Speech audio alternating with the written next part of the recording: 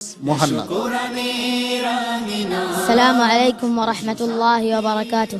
ওয়ালাইকুম আসসালাম ওয়া রাহমাতুল্লাহি ওয়া বারাকাতুহু। মুহান্নাদ, কেমন আছো তুমি? الحمد لله ভালো আছি। ভালো আছো? জি কাতার প্রবাসী না? জি বাংলাদেশ কেমন লাগছে তোমার? ভালো লাগছে।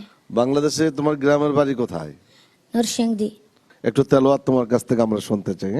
أعوذ بالله من الشيطان الرجيم. بسم الله الرحمن الرحيم.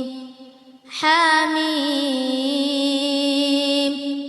تنزيل الكتاب من الله العزيز الحكيم.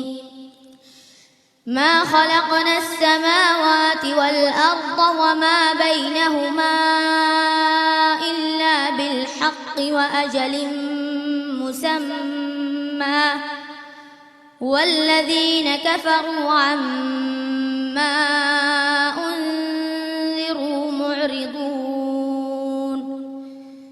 قل أرأيتم ما تدعون من دون الله أروني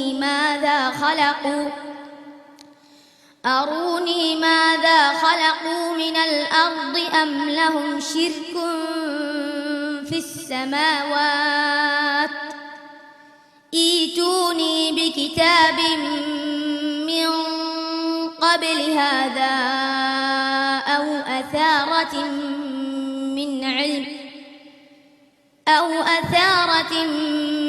من علم إن كنتم صادقين. ومن أضل ممن يدعو من دون الله من لا يستجيب له إلى يوم القيامة وهم عن دعائهم غافلون. وإذا حشر الناس كانوا لهم أعداء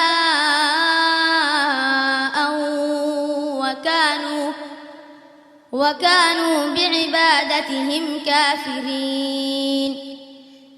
وإذا تتلى عليهم آياتنا بينات قال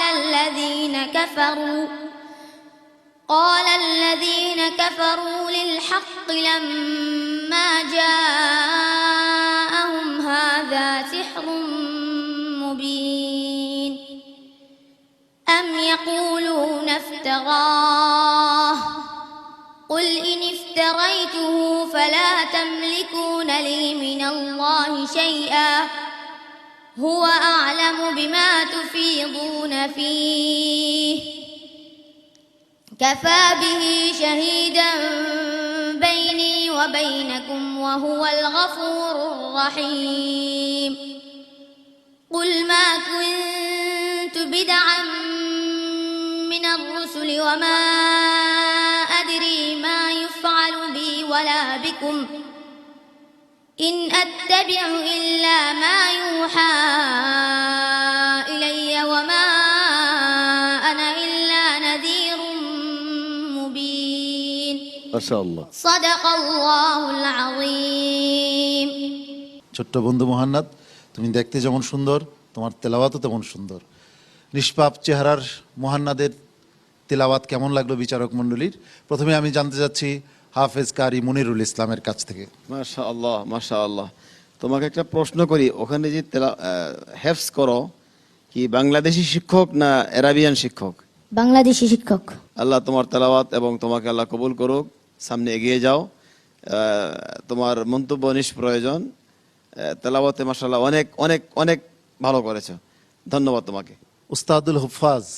মোহান্নাদকে কি ভাষায় আমি ধন্যবাদ দিব আমি খুঁজে পাচ্ছি না। আলহামদুলিল্লাহ। তোমার বয়স কত? 11 চলে। 11। মাশাআল্লাহ, হাইয়াকাল্লাহ, বারাকাল্লাহ ফিক।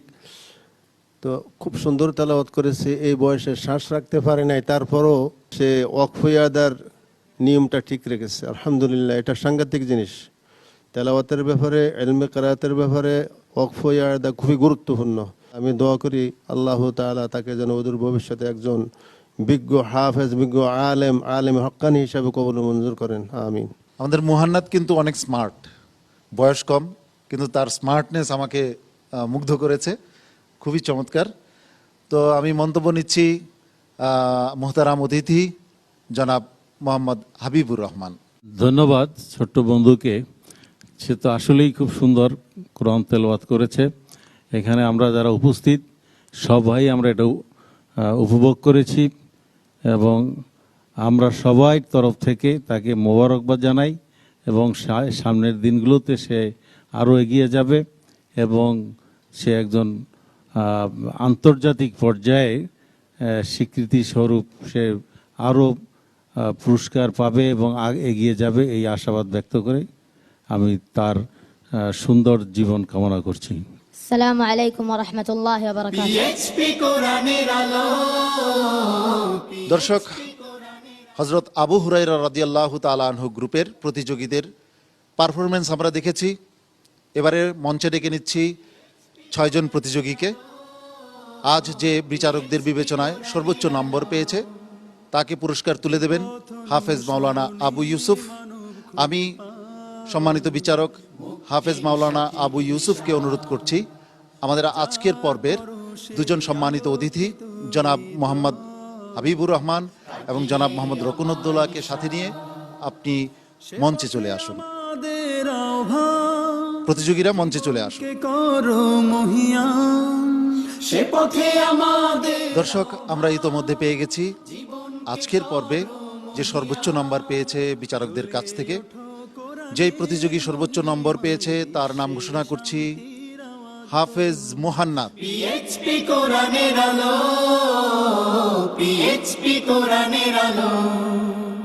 কোরআনের সত্যতা মর্ম বুঝে যে হৃদয় করবে ধারণ, দো জাহানে সফল হবে সে। দর্শক, আজকের অনুষ্ঠানের আজকের পর্বে সর্বাধিক নম্বর প্রাপ্তকে পুরস্কার তুলে দিয়েছেন সম্মানিত অতিথিবৃন্দ। আমরা অনুষ্ঠানের একেবারে শেষ পর্যায়ে